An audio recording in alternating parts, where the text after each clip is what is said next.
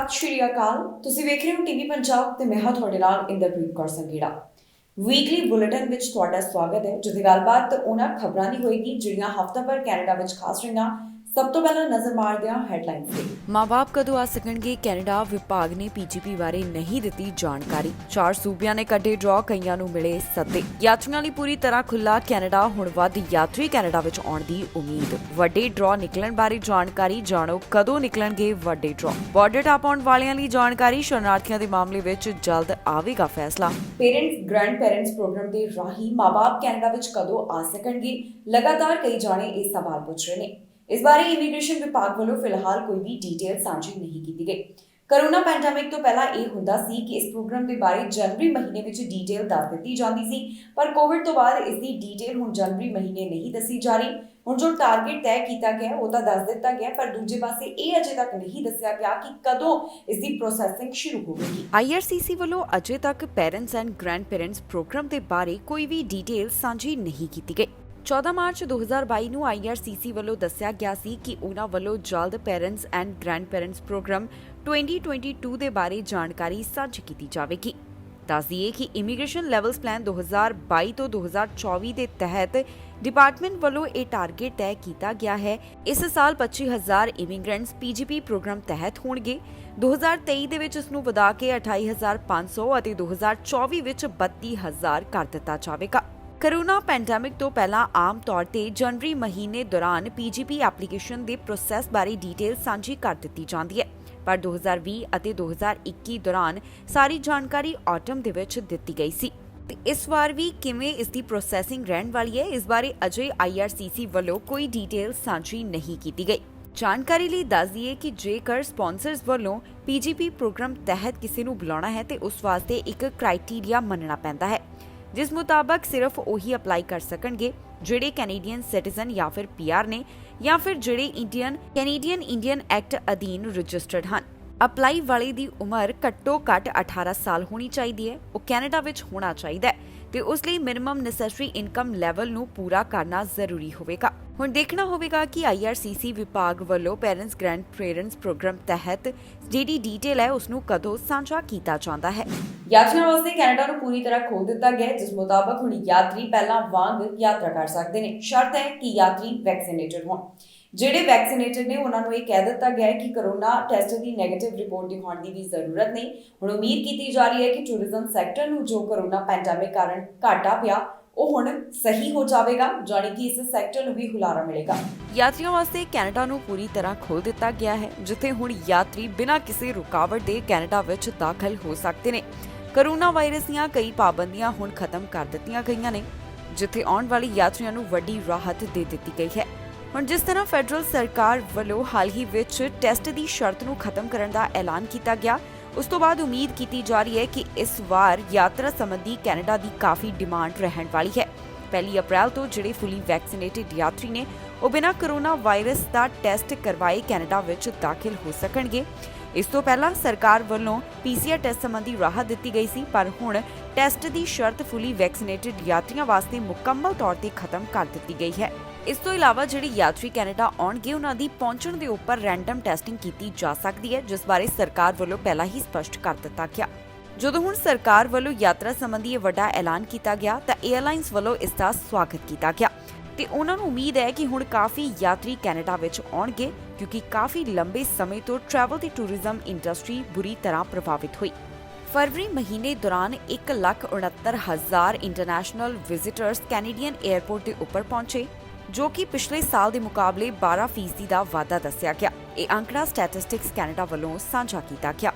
ਇਨ੍ਹਾਂ ਆਉਣ ਵਾਲੇ ਫੋਰਨਰਸ ਦੇ ਵਿੱਚ 73,200 ਯੂਨਾਈਟਿਡ ਸਟੇਟਸ ਅਤੇ 96,100 ਬਾਕੀ ਹੋਰ ਦੇਸ਼ਾਂ ਤੋਂ ਆਏ ਸਨ। ਹੁਣ ਜਦੋਂ ਯਾਤਰਾ ਸੰਬੰਧੀ ਵੱਡੀ ਰਾਹਤ ਦਾ ਸਰਕਾਰ ਵੱਲੋਂ ਐਲਾਨ ਕੀਤਾ ਗਿਆ ਤਾਂ tourism industry association of Canada ਦਾ ਕਹਿਣਾ ਹੈ ਕਿ ਜੋ ਹੁਣ ਪ੍ਰੀ ਐਂਟਰੀ ਟੈਸਟਿੰਗ ਰਿਕੁਆਇਰਮੈਂਟ ਨੂੰ ਖਤਮ ਕੀਤਾ ਗਿਆ, ਇਸ ਨਾਲ ਯਾਤਰੀਆਂ ਦਾ ਹੋਰ ਵੀ ਚੰਗੇ ਤਰੀਕੇ ਨਾਲ ਸਵਾਗਤ ਕੀਤਾ ਜਾ ਸਕੇਗਾ। ਕਿਉਂਕਿ ਕਰੋਨਾ ਪੈਂਡੇਮਿਕ ਦੇ ਕਾਰਨ ਟੂਰਿਜ਼ਮ ਇੰਡਸਟਰੀ ਪ੍ਰਭਾਵਿਤ ਹੋਈ ਤੇ ਉਹਨਾਂ ਨੂੰ ਵੱਡਾ ਘਾਟਾ ਸਹਿਣਾ ਪਿਆ। ਜਾਣਕਾਰੀ ਲਈ ਦੱਸ ਦਈਏ ਕਿ 2020 ਦੌਰਾਨ ਕੈਨੇਡਾ ਦੀ ਟੂਰਿਜ਼ਮ ਇੰਡਸਟਰੀ ਨੂੰ 50% ਦਾ ਘਾਟਾ ਹੋਇਆ, ਜਿਸ ਬਾਰੇ ਜਾਣਕਾਰੀ ਸਾਹਮਣੇ ਆਈ। ਇਸ ਦਾ ਸਾਫ਼ ਸ਼ਬਦਾਂ ਵਿੱਚ ਮਤਲਬ ਹੈ ਕਿ ਦੇਸ਼ ਨੂੰ $15,722 ਮਿਲੀਅਨ ਦਾ ਇਸ ਖੇਤਰ ਵਿੱਚ ਘਾਟਾ ਸਹਿਣਾ ਪਿਆ। ਇਸ ਹਫਤੇ ਸਿਆਸਤ ਨਾਲ ਜੁੜੀ ਹੋਈ ਵੱਡੀ ਖਬਰ ਸਾਹਮਣੇ ਆਈ, ਜਿੱਥੇ ਪ੍ਰਧਾਨ ਮੰਤਰੀ ਜਸਟਿਨ ਟਰੂਡੋ ਨੂੰ ਐਨਡੀਪੀ ਲੀਡਰ ਜਗਮੀਤ ਸਿੰਘ ਦਾ ਸਾਥ ਮਿਲਿਆ। ਇਹ ਸਾਥ 2025 ਤੱਕ ਬਰਕਰਾਰ ਰਹਿਣ ਵਾਲਾ ਹੈ, ਜਿਸ ਦਾ ਮਤਲਬ ਹੈ ਕਿ ਹੁਣ ਐਨਡੀਪੀ ਪਾਰਟੀ ਦੀ 2025 ਤੱਕ ਲਿਬਰਲ ਸਰਕਾਰ ਨੂੰ ਪੂਰੀ ਸਪੋਰਟ ਹੋਏਗੀ। ਸੱਤਾ ਵਿੱਚ ਲਿਬਰਲ ਸਰਕਾਰ ਰਹਿ ਸਕੇਗੀ, ਪਰ ਬਦਲੇ ਦੇ ਵਿੱਚ ਇੱਕ ਐਨਡੀਪੀ ਪਾਰਟੀ ਦੇ ਕਹਿਣ ਦੇ ਉੱਪਰ ਪ੍ਰੋਗਰਾਮ ਵੀ ਲਿਆਂਦਾ ਜਾ ਰਿਹਾ ਹੈ। ਐਨਡੀਪੀ ਪਾਰਟੀ ਅਤੇ ਲਿਬਰਲ ਪਾਰਟੀ ਵਿਚਕਾਰ ਇੱਕ ਸਮਝੌਤਾ ਹੋਇਆ, ਜਿਸ ਮੁਤਾਬਕ ਐਨਡੀਪੀ ਵੱਲੋਂ 2025 ਤੱਕ ਲਿਬਰਲਸ ਨੂੰ ਸਪੋਰਟ ਕੀਤੀ ਜਾਵੇਗੀ। ਦੋਹਾਂ ਪਾਰਟੀਆਂ ਵੱਲੋਂ ਮਿਲ ਕੇ ਇੱਕ ਨਵਾਂ ਡੈਂਟਲ ਪ੍ਰੋਗਰਾਮ ਸ਼ੁਰੂ ਕੀਤਾ ਜਾਵੇਗਾ, ਜਿਸ ਦੇ ਉੱਪਰ ਉਹ ਸਹਿਮਤ ਹੋ ਗਏ। ਇਸ ਨਵੇਂ ਡੈਂਟਲ ਪ੍ਰੋਗਰਾਮ ਸ਼ੁਰੂ ਕਰਨ ਦੀ ਸਹਿਮਤੀ ਅਤੇ ਐਨਡੀਪੀ ਦੀਆਂ ਕੁਝ ਤਰਜੀਹਾਂ ਨੂੰ ਪੂਰਾ ਕਰਨ ਦੇ ਵਾਅਦੇ ਦੇ ਬਦਲੇ ਲਿਬਰਲ ਸਰਕਾਰ ਨੇ 2025 ਤੱਕ ਐਨਡੀਪੀ ਦਾ ਸਮਰਥਨ ਹਾਸਲ ਕਰ ਲਿਆ ਹੈ। ਇਸ ਬਾਰੇ ਪ੍ਰਧਾਨ ਮੰਤਰੀ ਜਸਟਿਨ ਟਰੂਡੋ ਵੱਲੋਂ ਇੱਕ ਨਿਊਜ਼ ਕਾਨਫਰੰਸ ਰਾਹੀਂ ਜਾਣਕਾਰੀ ਸਾਂਝੀ ਕੀਤੀ ਗਈ, ਜਿੱਥੇ ਉਹਨਾਂ ਕਿਹਾ ਕਿ ਅਸੀਂ ਇਕੱਠੇ ਕੰਮ ਕਰਨ ਲਈ ਸਹਿਮਤ ਹੋ ਗਏ ਹਾਂ। ਦੱਸ ਦਈਏ ਕਿ ਪ੍ਰਧਾਨ ਮੰਤਰੀ ਦਫ਼ਤਰ ਵੱਲੋਂ ਇੱਕ ਰਿਲੀਜ਼ ਜਾਰੀ ਕੀਤੀ ਗਈ, ਜਿਸ ਵਿੱਚ ਦੱਸਿਆ ਗਿਆ ਕਿ ਡੈਂਟਲ ਪ੍ਰੋਗਰਾਮ 12 ਸਾਲ ਦੇ ਬੱਚਿਆਂ ਲਈ ਇਸੇ ਸਾਲ ਸ਼ੁਰੂ ਕੀਤਾ ਜਾਵੇਗਾ। ਇਸ ਤੋਂ ਬਾਅਦ 2023 ਵਿੱਚ ਇਹ ਪ੍ਰੋਗਰਾਮ 18 ਸਾਲ ਤੋਂ ਘੱਟ ਉਮਰ ਦੇ ਵਿਅਕਤੀ, ਸੀਨੀਅਰਸ ਅਤੇ ਹੋਰ ਕਈ ਲੋਕਾਂ ਲਈ ਸ਼ੁਰੂ ਕੀਤਾ ਜਾਵੇਗਾ। 2025 ਵਿੱਚ ਇਹ ਪ੍ਰੋਗਰਾਮ ਪੂਰੀ ਤਰ੍ਹਾਂ ਲਾਗੂ ਹੋ ਜਾਵੇਗਾ। 2021 ਦੀਆਂ ਚੋਣਾਂ ਵਿੱਚ ਐਨਡੀਪੀ ਵੱਲੋਂ ਜੋ ਮੁੱਖ ਏਜੰਡਾ ਦੱਸਿਆ ਗਿਆ ਸੀ, ਉਸ ਵਿੱਚ ਡੈਂਟਲ ਕੇਅਰ ਪ੍ਰੋਗਰਾਮ ਵੀ ਇੱਕ ਸੀ। ਇਹ ਡੈਂਟਲ ਕੇਅਰ ਪ੍ਰੋਗਰਾਮ ਉਹਨਾਂ ਵਾਸਤੇ ਹੋਵੇਗਾ ਜਿਹੜੇ ਸਾਲਾਨਾ $90,000 ਤੋਂ ਘੱਟ ਕਮਾਉਂਦੇ ਹਨ। ਇਸ ਬਾਰੇ ਪ੍ਰਧਾਨ ਮੰਤਰੀ ਜਸਟਿਨ ਟਰੂਡੋ ਵੱਲੋਂ ਹੋਰ ਕੀ ਕਿਹਾ ਗਿਆ, ਆਓ ਤੁਹਾਨੂੰ ਸੁਣਾਉਂਦੇ ਹਾਂ ਉਹਨਾਂ ਦੀ ਜ਼ੁਬਾਨੀ। That the Liberal Party has reached an agreement with the New Democratic Party to deliver results for Canadians now. This supply and confidence agreement starts today and will be in place until the end of this Parliament in 2025. What this means is that during this uncertain time, the government can function with predictability and stability, present and implement budgets, and get things done for Canadians. I've thought long and hard about this. It was not an easy decision. With so much instability around us, Canadians need stability. We're different political parties. We stand for different things. But where we have common goals, we cannot let our differences stand in the way of delivering what Canadians deserve. That's why we're taking this step. Both parties have identified key policy areas where we share similar objectives. And we've agreed to work together to put the needs and interests of Canadians first. This agreement is not about compromising the core beliefs of either of our parties or denying the differences between us. What it is about is making sure that those differences don't stand in the way of delivering for Canadians. We both believe firmly in Parliament's role of keeping the government accountable. This agreement maintains that critical function. We'll continue to engage in healthy debate with each other and disagree on things, just like we'll also continue working with other parties in the House of Commons to reach consensus and make progress together. This is what working together constructively is all about. Trudeau ਨੂੰ ਜਗਮੀਤ ਸਿੰਘ ਦਾ ਸਾਥ ਮਿਲਿਆ ਤਾਂ ਵਿਰੋਧੀਆਂ ਨੇ ਇਸ ਦੇ ਉੱਪਰ ਨਿਸ਼ਾਨੇ ਸਾਧੇ। ਕੰਜ਼ਰਵੇਟਿਵ ਪਾਰਟੀ ਦੀ ਇੰਟਰਿਮ ਲੀਡਰ ਇਸ ਹਫ਼ਤੇ ਇਸ ਗੱਲ ਨੂੰ ਲੈ ਕੇ ਬੋਲਦੇ ਹੋਏ ਦਿਖਾਈ ਦਿੱਤੇ, ਜੋ ਐਨਡੀਪੀ ਪਾਰਟੀ ਵੱਲੋਂ ਲਿਬਰਲ ਨੂੰ ਸਪੋਰਟ ਦਿੱਤੀ ਗਈ ਹੈ। ਪ੍ਰਧਾਨ ਮੰਤਰੀ ਜਸਟਿਨ ਟਰੂਡੋ ਨੂੰ ਐਨਡੀਪੀ ਲੀਡਰ ਜਗਮੀਤ ਸਿੰਘ ਦਾ ਸਾਥ ਮਿਲਿਆ। ਦੋਹਾਂ ਪਾਰਟੀ ਲੀਡਰਸ ਵੱਲੋਂ ਆਪਸ ਵਿੱਚ ਇੱਕ ਡੀਲ ਕੀਤੀ ਗਈ ਹੈ, ਜਿੱਥੇ ਟਰੂਡੋ ਸਰਕਾਰ ਨੂੰ 2025 ਤੱਕ ਐਨਡੀਪੀ ਵੱਲੋਂ ਸਪੋਰਟ ਕੀਤੀ ਜਾਵੇਗੀ, ਜਿਸ ਨਾਲ ਉਹ ਸੱਤਾ ਵਿੱਚ ਬਣੇ ਰਹਿਣਗੇ। ਇਸ ਤੋਂ ਬਾਅਦ ਹੁਣ ਵਿਰੋਧੀ ਪਾਰਟੀਆਂ ਦੇ ਲੀਡਰਸ ਵੱਲੋਂ ਵੀ ਆਪਣਾ ਪੱਖ ਰੱਖਿਆ ਜਾ ਰਿਹਾ ਹੈ। ਐਨਡੀਪੀ ਪਾਰਟੀ ਅਤੇ ਲਿਬਰਲ ਪਾਰਟੀ ਵਿਚਕਾਰ ਜਿਹੜਾ ਸਮਝੌਤਾ ਹੋਇਆ, ਉਸ ਉੱਪਰ ਕੰਜ਼ਰਵੇਟਿਵ ਇੰਟਰਿਮ ਲੀਡਰ ਵੀ ਬੋਲੇ ਨੇ। ਉਹਨਾਂ ਦਾ ਕਹਿਣਾ ਹੈ ਕਿ ਪ੍ਰਧਾਨ ਮੰਤਰੀ ਜਸਟਿਨ ਟਰੂਡੋ ਵੱਲੋਂ ਸੱਤਾ ਵਿੱਚ ਰਹਿਣ ਦੇ ਲਈ ਇਹ ਡੀਲ ਕੀਤੀ ਗਈ ਹੈ। ਇਸ ਮੌਕੇ ਦੇ ਉੱਪਰ ਉਹ ਲਿਬਰਲ ਪਾਰਟੀ ਨੂੰ ਘੇਰਦੇ ਹੋਏ ਵੀ ਦਿਖਾਈ ਦਿੱਤੇ। ਸਭ ਤੋਂ ਪਹਿਲਾਂ ਨਜ਼ਰ ਮਾਰ ਲੈਂਦੇ ਹਾਂ ਕਿ ਆਪੋਜੀਸ਼ਨ ਲੀਡਰ ਵੱਲੋਂ ਹੁਣ ਐਨਡੀਪੀ ਲਿਬਰਲ ਐਗਰੀਮੈਂਟ ਦੇ ਬਾਰੇ ਕੀ ਕਿਹਾ ਗਿਆ। Prime Minister stand up and say that they've been talking, they've had secret deals they weren't telling anyone about. No one knew they were doing this. You know, in the midst of, we've got a war going on in Ukraine, we had the Emergencies Measures Act that was declared backed by the NDP. One has to wonder, when did these talks start? What kind of agreements were made? What was the quid pro quo that was given? These are important questions that go to the very heart of our democracy. Democracy and openness has been replaced by backroom deals. And so this is certainly about fiscal challenges and the fear of what this will do to the economy of the country. But I believe it goes to the heart of our democracy. The Liberals and the NDP had and have an obligation to be honest and transparent and tell Canadians this is what they've been cooking up. And they didn't do that. Federal level ਅਤੇ Canadian experience class draw ਕਦੋਂ ਨਿਕਲਣਗੇ ਲਗਾਤਾਰ ਸਵਾਲ ਪੁੱਛਿਆ ਜਾ ਰਿਹਾ ਹੈ। IRCC ਵੱਲੋਂ ਇਸ ਬਾਰੇ ਇੱਕ ਸੰਕੇਤ ਦਿੱਤਾ ਗਿਆ ਹੈ ਤੇ ਇਮੀਗ੍ਰੇਸ਼ਨ ਮੰਤਰੀ ਵੱਲੋਂ ਵੀ ਇਸ਼ਾਰਾ ਦਿੱਤਾ ਗਿਆ ਹੈ ਕਿ ਸਪ੍ਰਿੰਗ ਵਿੱਚ ਇਹ ਡਰਾਅ ਕੱਢਣ ਦੀ ਸ਼ੁਰੂਆਤ ਕਰ ਦਿੱਤੀ ਜਾਏਗੀ। ਹੁਣ ਇਮੀਗ੍ਰੇਸ਼ਨ ਮੰਤਰੀ ਵੱਲੋਂ ਵੀ ਇਸ ਹਫ਼ਤੇ ਇਹਨਾਂ ਡਰਾਅਸ ਦੇ ਬਾਰੇ ਵੱਡਾ ਐਲਾਨ ਕੀਤਾ ਗਿਆ। ਆਈਆਰਸੀਸੀ ਵੱਲੋਂ ਫੈਡਰਲ ਸਕਿਲਡ ਵਰਕਰਸ ਪ੍ਰੋਗਰਾਮ ਅਤੇ ਕੈਨੇਡੀਅਨ ਐਕਸਪੀਰੀਅੰਸ ਕਲਾਸ ਡਰਾਅ ਕਦੋਂ ਕੱਢੇ ਜਾਣਗੇ, ਇਸ ਬਾਰੇ ਇੱਕ ਖਾਸ ਤੇ ਵੱਡੀ ਜਾਣਕਾਰੀ ਸਾਹਮਣੇ ਆਈ। ਹੁਣ ਵਿਭਾਗ ਵੱਲੋਂ ਕੋਸ਼ਿਸ਼ ਕੀਤੀ ਜਾ ਰਹੀ ਹੈ ਕਿ ਸਪ੍ਰਿੰਗ ਦੌਰਾਨ ਵੱਡੇ ਡਰਾਅ ਮੁੜ ਤੋਂ ਐਲਾਨ ਕਰਨ ਦੀ ਸ਼ੁਰੂਆਤ ਕਰ ਦਿੱਤੀ ਜਾਵੇ। ਇਮੀਗ੍ਰੇਸ਼ਨ ਮੰਤਰੀ ਵੱਲੋਂ ਇੱਕ ਇੰਟਰਵਿਊ ਦੇ ਵਿੱਚ ਇਸ ਬਾਰੇ ਜਾਣਕਾਰੀ ਸਾਂਝੀ ਕਰਦਿਆਂ ਦੱਸਿਆ ਗਿਆ ਕਿ ਉਨ੍ਹਾਂ ਵੱਲੋਂ ਸਕਿਲਡ ਵਰਕਰਸ ਵਾਸਤੇ ਐਕਸਪ੍ਰੈਸ ਐਂਟਰੀ ਡਰਾਅ ਕੱਢਣ ਦੀ ਸ਼ੁਰੂਆਤ ਸਪ੍ਰਿੰਗ ਤੋਂ ਕੀਤੀ ਜਾਵੇਗੀ। ਜਾਣਕਾਰੀ ਇਮੀਗ੍ਰੇਸ਼ਨ ਮੰਤਰੀ ਵੱਲੋਂ ਇੱਕ ਵਰਚੁਅਲ ਇੰਟਰਵਿਊ ਦੇ ਵਿੱਚ ਦਿੱਤੀ ਗਈ, ਜਿੱਥੇ ਉਨ੍ਹਾਂ ਤੋਂ ਇੰਟਰਨੈਸ਼ਨਲ ਸਟੂਡੈਂਟਸ ਨਾਲ ਜੁੜੇ ਹੋਏ ਮਸਲਿਆਂ ਦੇ ਬਾਰੇ ਸਵਾਲ ਪੁੱਛੇ ਜਾ ਰਹੇ ਸਨ। ਇਸ ਤੋਂ ਇਲਾਵਾ ਇਮੀਗ੍ਰੇਸ਼ਨ ਮੰਤਰੀ ਦਾ ਕਹਿਣਾ ਹੈ ਕਿ ਉਨ੍ਹਾਂ ਵੱਲੋਂ ਇੰਟਰਨੈਸ਼ਨਲ ਸਟੂਡੈਂਟਸ ਅਤੇ ਟੈਂਪਰੇਰੀ ਫੋਰਨ ਵਰਕਰਸ ਦੇ ਵਾਸਤੇ ਇੱਕ ਨਵਾਂ ਪਾਥਵੇ ਲਿਆਂਦਾ ਜਾਵੇਗਾ। ਦੱਸ ਦਈਏ ਕਿ ਦਸੰਬਰ 2020 ਤੋਂ ਹੀ ਇਮੀਗ੍ਰੇਸ਼ਨ ਵਿਭਾਗ ਵੱਲੋਂ ਫੈਡਰਲ ਲੈਵਲ ਦੇ ਡਰਾਅ ਨਹੀਂ ਕੱਢੇ ਗਏ ਤੇ ਇਸ ਤੋਂ ਇਲਾਵਾ ਸਤੰਬਰ ਮਹੀਨੇ ਤੋਂ ਕੈਨੇਡੀਅਨ ਐਕਸਪੀਰੀਅੰਸ ਕਲਾਸ ਡਰਾਅ ਕੱਢਣ ਦੇ ਉੱਪਰ ਵੀ ਰੋਕ ਲਗਾ ਦਿੱਤੀ ਗਈ। ਹਾਲ ਹੀ 'ਚ ਇਮੀਗ੍ਰੇਸ਼ਨ ਵਿਭਾਗ ਵੱਲੋਂ ਇਹ ਵੀ ਜਾਣਕਾਰੀ ਸਾਂਝੀ ਕੀਤੀ ਗਈ ਕਿ ਉਨ੍ਹਾਂ ਕੋਲ ਫਾਈਲਾਂ ਦਾ ਵੱਡਾ ਬੈਕਲੌਗ ਜਮ੍ਹਾਂ ਹੋ ਚੁੱਕਿਆ ਹੈ। ਪਹਿਲਾਂ ਜੋ ਜਾਣਕਾਰੀ ਸਾਂਝੀ ਕੀਤੀ ਗਈ ਸੀ ਉਸ ਤੋਂ ਵੀ ਗਿਣਤੀ ਇਹਨਾਂ ਬੈਕਲੌਗ ਦੀ ਵਾਧੀ ਹੋਈ ਦਿਖਾਈ ਦਿੱਤੀ। ਤਾਜ਼ਾ ਅੰਕੜਿਆਂ ਮੁਤਾਬਕ ਆਈਆਰਸੀ ਵਿਭਾਗ ਕੋਲ 1.84 ਮਿਲੀਅਨ ਦਾ ਬੈਕਲੌਗ ਇਕੱਠਾ ਹੋ ਗਿਆ। ਇਸ ਸਮੇਂ ਆਈਆਰਸੀਸੀ ਵੱਲੋਂ ਇਹ ਕੋਸ਼ਿਸ਼ ਕੀਤੀ ਜਾ ਰਹੀ ਹੈ ਕਿ ਸਭ ਤੋਂ ਪਹਿਲਾਂ ਇਸ ਬੈਕਲੌਗ ਨੂੰ ਕਲੀਅਰ ਕੀਤਾ ਜਾਵੇ। ਫਰਵਰੀ ਮਹੀਨੇ ਦੌਰਾਨ ਇੱਕ ਵੱਡਾ ਕੈਨੇਡੀਅਨ ਐਕਸਪੀਰੀਅੰਸ ਕਲਾਸ ਡਰਾਅ ਐਲਾਨ ਕੀਤਾ ਗਿਆ ਸੀ, ਜਿਸ ਵਿੱਚ ਇੱਕੋ ਵਾਰ 27,332 ਇਨਵੀਟੇਸ਼ਨ ਜਾਰੀ ਕੀਤੇ ਗਏ। ਇਹ ਹੁਣ ਤੱਕ ਦਾ ਸਭ ਤੋਂ ਵੱਡਾ ਡਰਾਅ ਸੀ, ਜਿਸ ਵਿੱਚ ਕਈ ਉਮੀਦਵਾਰਾਂ ਦੀ ਕਿਸਮਤ ਝਾਕੀ। ਇਸ ਤੋਂ ਇਲਾਵਾ ਇਸ ਦੇ ਵਿੱਚ ਕੰਪਰੀਹੈਂਸਿਵ ਰੈਂਕਿੰਗ ਸਿਸਟਮ ਸਕੋਰਸ ਵੀ ਕਾਫੀ ਹੇਠਾਂ ਆ ਗਏ। ਦੱਸ ਦਈਏ ਕਿ ਇਸ ਤੋਂ ਪਹਿਲਾਂ ਵੀ ਆਈਆਰਸੀਸੀ ਵੱਲੋਂ ਕਈ ਵਾਰ ਸੰਕੇਤ ਦਿੱਤੇ ਗਏ ਕਿ ਇਹ ਵੱਡੇ ਡਰਾਅ ਕਦੋਂ ਐਲਾਨ ਕੀਤੇ ਜਾਣਗੇ, ਪਰ ਉਸ ਤੋਂ ਬਾਅਦ ਕਈ ਵਾਰ ਇਸ ਬਾਰੇ ਜਾਣਕਾਰੀ ਸਾਹਮਣੇ ਆਈ ਸੀ ਕਿ ਇਹਨਾਂ ਉੱਪਰ ਅਜੇ ਰੋਕ ਜਾਰੀ ਰਹੇਗੀ। ਹੁਣ ਜੋ ਇਸ ਬਾਰੇ ਇਮੀਗ੍ਰੇਸ਼ਨ ਮੰਤਰੀ ਦਾ ਬਿਆਨ ਸਾਹਮਣੇ ਆਇਆ, ਉਸ ਦੇ ਵਿੱਚ ਉਹਨਾਂ ਦਾ ਕਹਿਣਾ ਹੈ ਕਿ ਫੈਡਰਲ ਲੈਵਲ ਅਤੇ Canadian experience class draw spring ਤੋਂ ਐਲਾਨ ਕਰਨ ਦੀ ਸ਼ੁਰੂਆਤ ਕਰ ਦਿੱਤੀ ਜਾਵੇਗੀ। ਇੱਕ ਮਹੀਨੇ ਦਾ ਸਮਾਂ ਹੋ ਚੁੱਕਿਆ ਹੈ ਯੂਕਰੇਨ ਅਤੇ ਰਸ਼ੀਆ ਵਿਚਕਾਰ ਜਿਹੜੀ ਜੰਗ ਲੱਗੀ ਹੋਈ ਹੈ ਉਸ ਨੂੰ। ਹੁਣ ਰਾਸ਼ਟਰਪਤੀ ਯਾਨੀ ਕਿ ਯੂਕਰੇਨ ਦੇ ਰਾਸ਼ਟਰਪਤੀ ਵੱਲੋਂ ਦੱਸਿਆ ਗਿਆ ਹੈ ਕਿ ਇਹ ਜੰਗ ਕਿਵੇਂ ਖਤਮ ਹੋਏਗੀ।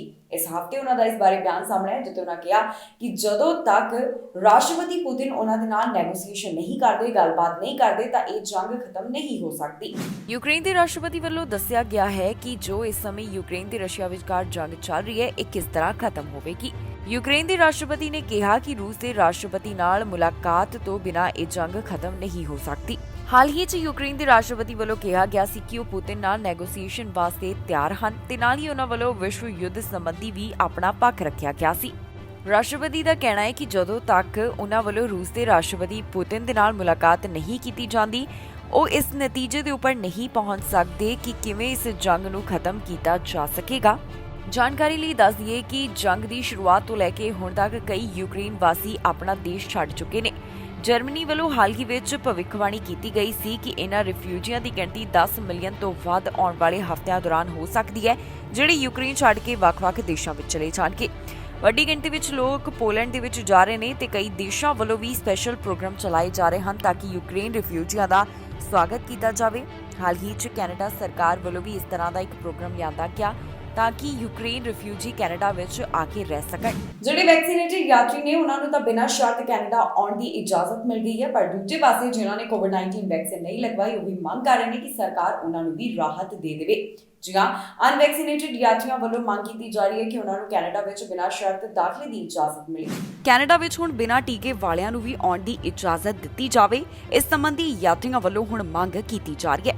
ਬਹੁਤ ਸਾਰੇ ਅਜਿਹੇ ਯਾਤਰੀ ਨੇ ਜਿਨ੍ਹਾਂ ਵੱਲੋਂ ਕੋਵਿਡ-19 ਵੈਕਸੀਨ ਹਾਸਲ ਨਹੀਂ ਕੀਤੀ ਗਈ ਤੇ ਕਦੀ ਉਹਨਾਂ ਨੂੰ ਐਮਰਜੈਂਸੀ ਵਿੱਚ ਕੈਨੇਡਾ ਦੀ ਯਾਤਰਾ ਕਰਨੀ ਪੈਂਦੀ ਹੈ। ਪਰ ਜਦੋਂ ਉਹਨਾਂ ਨੂੰ ਕੈਨੇਡਾ ਵਿੱਚ ਐਂਟਰੀ ਨਹੀਂ ਮਿਲ ਰਹੀ ਤਾਂ ਉਹ ਮੰਗ ਕਰ ਰਹੇ ਨੇ ਕਿ ਬਿਨਾਂ ਵੈਕਸੀਨ ਵਾਲਿਆਂ ਨੂੰ ਵੀ ਕੈਨੇਡਾ ਵਿੱਚ ਦਾਖਲੇ ਦੀ ਇਜਾਜ਼ਤ ਦਿੱਤੀ ਜਾਵੇ।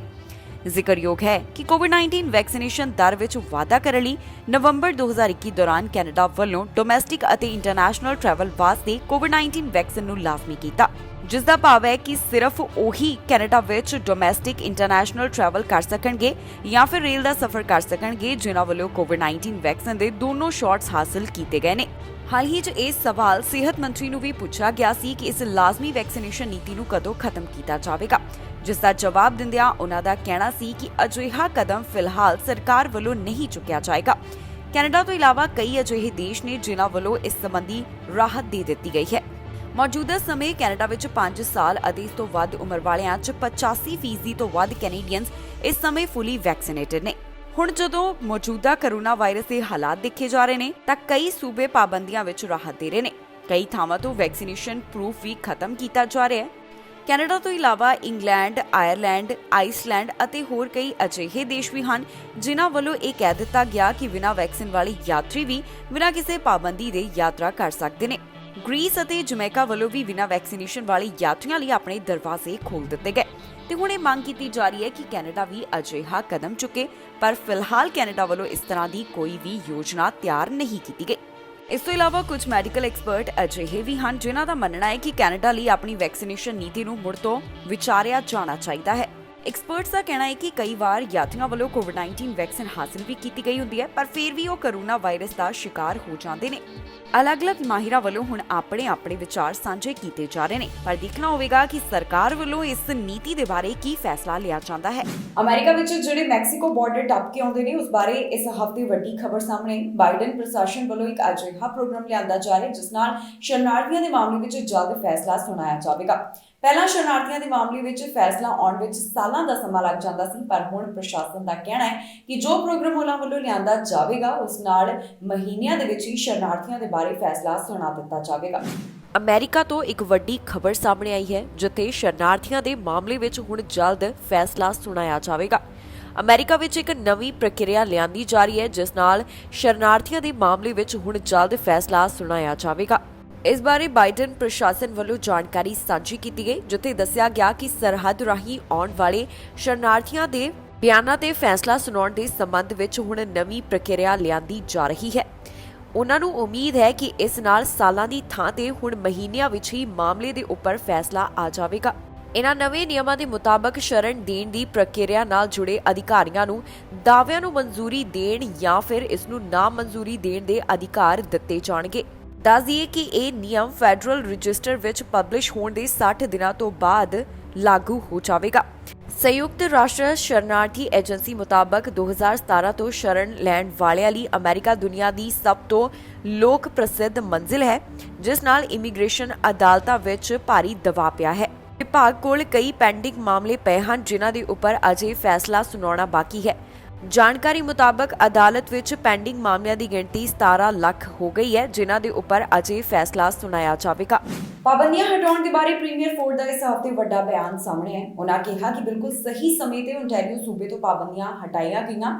ਫੋਰਡ ਕਹਿੰਦੇ ਨੇ ਕਿ ਉਹਨਾਂ ਨੂੰ ਨਹੀਂ ਲੱਗਦਾ ਕਿ ਜਲਦੀ ਵਿੱਚ ਛੇਤੀ ਪਾਬੰਦੀਆਂ ਹਟਾ ਦਿੱਤੀਆਂ ਗਈਆਂ। ਓਨਟਾਰੀਓ ਤੋਂ ਪਾਬੰਦੀਆਂ ਜਲਦ ਨਹੀਂ ਹਟਾਈਆਂ ਗਈਆਂ, ਇਹ ਕਹਿਣਾ ਹੈ ਪ੍ਰੀਮੀਅਰ ਡਗ ਫੋਰਡ ਦਾ।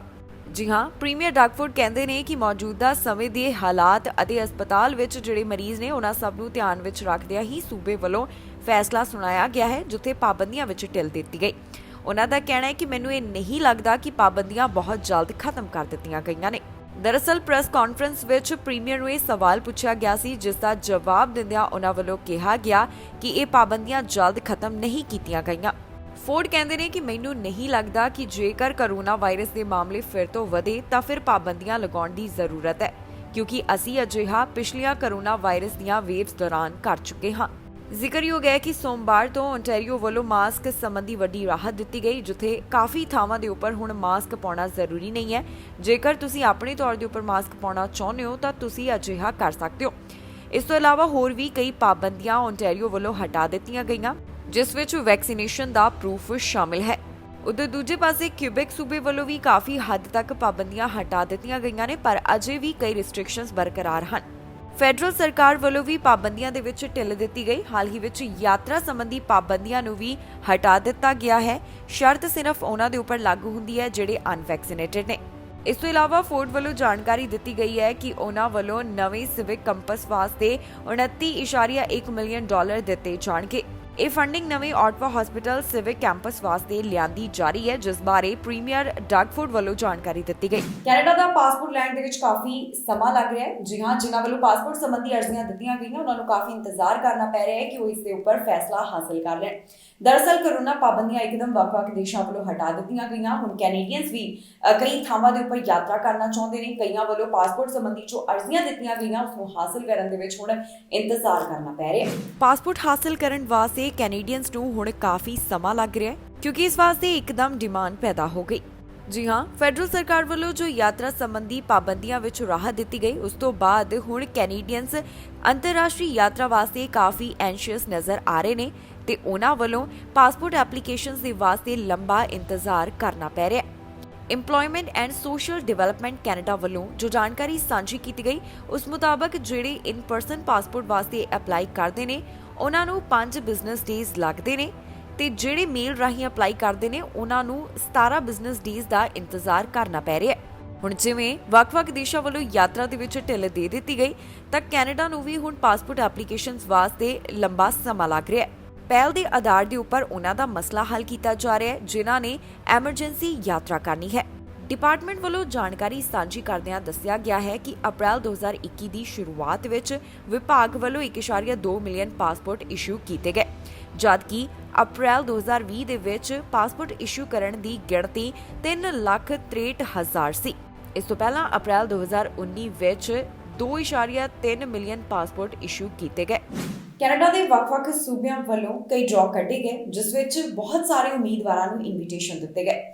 4 ਸੂਬਿਆਂ ਵੱਲੋਂ ਡਿਟੇਲ ਸਾਂਝੀ ਕੀਤੀ ਗਈ ਹੈ ਕਿ ਜੋ ਉਹਨਾਂ ਵੱਲੋਂ ਡਰਾਅ ਐਲਾਨ ਕੀਤੇ ਗਏ, ਜਿਸ ਦੇ ਵਿੱਚ ਦੱਸਿਆ ਗਿਆ ਹੈ ਕਿ ਕਿਹੜੀ ਕੈਟੇਗਰੀ ਵਿੱਚ ਕਿੰਨੇ ਉਮੀਦਵਾਰਾਂ ਨੂੰ ਸੱਦੇ ਜਾਰੀ ਕੀਤੇ ਗਏ ਤੇ ਉਹਨਾਂ ਵਾਸਤੇ ਸਕੋਰ ਰਿਕੁਆਇਰਮੈਂਟ ਕੀ ਰਹੀ। ਇਮੀਗ੍ਰੇਸ਼ਨ ਬਾਰੇ ਵੱਖ-ਵੱਖ ਸੂਬਿਆਂ ਤੋਂ ਤਾਜ਼ਾ ਜਾਣਕਾਰੀ ਸਾਹਮਣੇ ਆਈ, ਜਿੱਥੇ Ontario, Quebec, Manitoba, British Columbia ਵੱਲੋਂ ਇਮੀਗ੍ਰੇਸ਼ਨ ਡਰਾਅ ਦੇ ਨਤੀਜੇ ਐਲਾਨ ਕੀਤੇ ਗਏ ਹਨ।